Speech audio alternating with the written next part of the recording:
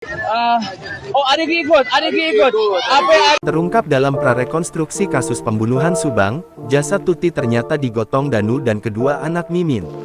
Dalam prarekonstruksi pembunuhan ibu dan anak di Subang yang dilakukan Kamis tanggal 2 November tahun 2023 terungkap bahwa yang menggotong mayat Tuti Suhartini ke dalam bagasi mobil Alphard adalah tersangka Danu dan kedua anak Mimin.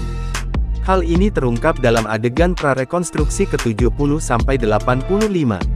Sementara mayat Amalia Mustika Ratu dibopong oleh ayahnya sendiri, Yosep. Dikutip dari Tribun Jabar, jasad Amalia ditumpangkan di atas jasad ibunya di dalam bagasi mobil Alphard yang sebelumnya diparkirkan oleh AA. Danu dan Abi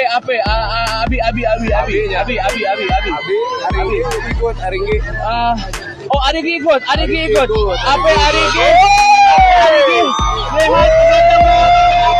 Setelah adegan memasukkan kedua jasad tersebut, dalam adegan ke-94 Danu terlihat sibuk membawa sebuah ember berisi air untuk membersihkan darah dan bekas kaki para tersangka yang ada di teras depan hingga ke dalam rumah.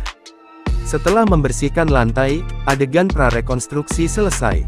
Danu pulang menggunakan motor bebek menuju arah Jalan Cagak. Sementara Yosep dan kedua anak Mimin tidak diketahui melakukan apa setelah itu.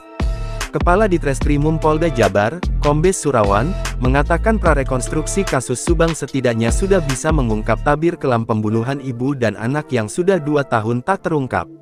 Tadi prarekonstruksi juga turut dipantau oleh jaksa dari Kejaksaan Tinggi Jabar dan Lembaga Perlindungan Saksi dan Korban (LPSK), ujar Surawan kepada awak media, Kamis tanggal 2 November tahun 2023. Adegan-adegan prarekonstruksi tersebut sesuai apa yang dilihat oleh Danu langsung saat di TKP, kata Surawan.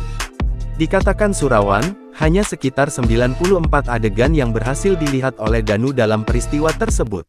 Download Tribun X sekarang, menghadirkan lokal menjadi Indonesia.